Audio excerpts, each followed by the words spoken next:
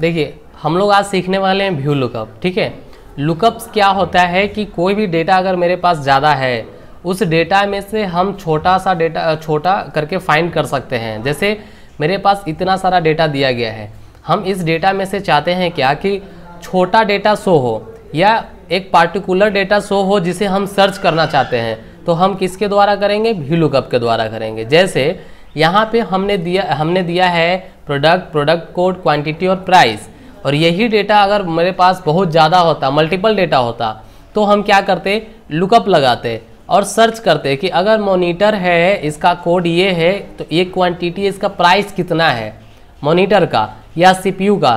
तो हम यहाँ पे बहुत सारे ऑप्शन दिए हैं, इसमें से आपको लगाना है लुकअप और चेक करना है कि इसका प्राइस कैसे निकाल सकते हैं हम और क्वांटिटी कैसे निकाल सकते हैं लुकअप से। ठीक है, तो देखो कि सबसे पहले यहाँ पे डेटा मेरे पास अवेलेबल है, यहाँ पे हमें देना है प्रोडक्ट, प्राइस और क्वांटिटी। जैसे यहाँ पे मान के चलो हम देते हैं लैपटॉप या सीपीयू यहाँ पे एंटर किए, तो सीपीयू का क्या होना चाहिए? यहाँ पे प्राइस आना चाहिए। जैसे यहाँ पे वैल्यू का पहले से लगा चुके हैं, सेम जैसे ही कोई भी यहाँ पे अगर कुछ भी इंटर करता है, सीपीयू किया तो सीपीयू का प्राइस हो, माउस किया तो माउस का प्राइस यहाँ पे शो हो। तो वो हम कैसे करेंगे? तो उसके लिए लगाते हैं हम लोग व्यू लुकअप। उससे क्या होता है कि जो डेटा इसके अंदर रहेगा, अगर सीपीयू का प्राइस इसका है 40,000, तो वो 40,000 यहाँ पे इंटर ऑटोमेटिक हो जाएगा, या चेंज करेंगे तो यहाँ पे भी चेंज होते रहेगा। तो उसके लिए हमें लगाना होता है व्यू लुकअप, ब्रैकेट ओपन, उसके बाद लेना पड़ेगा यहाँ पे वैल्यू। तो वैल्यू क्या हो सकता है? आप जिस चीज़ को शो करवाना चाहते हैं वही वैल्यू होगा। चाहे जैसे अभी हमने एक कोर्स बनाया था तो उसमें डीसीए था, तो हम डीसीए लेते थे। यहाँ पे प्रोडक्ट है मेरा सीपीयू, अगर कोई इस वाले सेल में जो सिलेक्टेड है, इस वाले सेल में अगर माउस प्रिंट करवाता है तो माउस का प्राइस शो हो, मोबाइल प्रिंट करवाता है तो मोबाइल का प्राइस शो हो। तो इसमें अभी सीपीयू शो है इसमें, तो सीपीयू का क्या होगा? यहाँ पे प्राइस शो होगा, कॉमा लगाएंगे। टेबल एरे पूछ रहा है, तो टेबल एरे मीन्स जो मेरे पास ये डेटा है वो टेबल एरे कर देंगे, कॉमा लगाएंगे। कॉलम इंडेक्स, आपको इसमें से क्या प्रिंट करवाना है, क्या शो करवाना है या क्या देखना है? तो हम देखना चाहते हैं प्राइस, इसका प्राइस कितना है। तो शो करवाने से पहले हम इसको काउंट करेंगे, आखिर ये जो प्राइस का कॉलम है कितने नंबर कॉलम पे आता है। तो यहाँ से काउंट करेंगे 1 2 3 4। ये जो प्राइस का कॉलम है ये 4 नंबर कॉलम में आता है, तो हम यहाँ पे लिखेंगे 4, कॉमा लगाएंगे, 0 ट्रू फॉल्स का फंक्शन लगाएंगे। अगर ये सही है तो आ जाएगा, अगर नहीं है तो 0 आ जाएगा इसमें। अब जैसे ही इंटर प्रेस करते हैं तो इसका प्राइस यहाँ पे शो हो गया।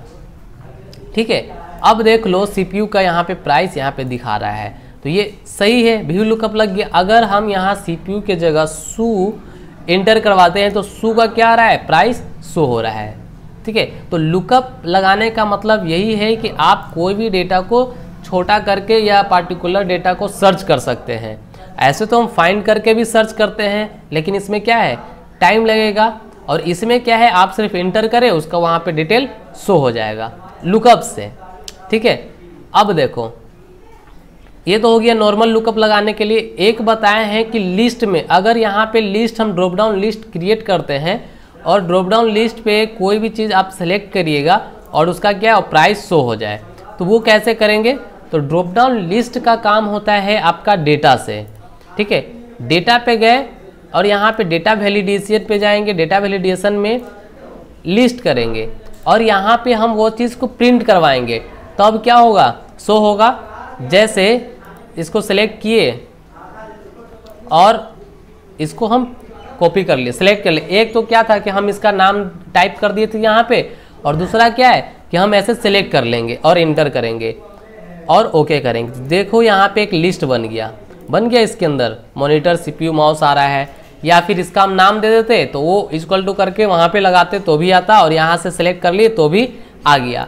अब देखो कि कोई आदमी यहाँ पे अगर कीबोर्ड को सर्च कर रहा है तो कीबोर्ड का यहाँ पे प्राइस आना चाहिए, तो वो कैसे निकालेंगे?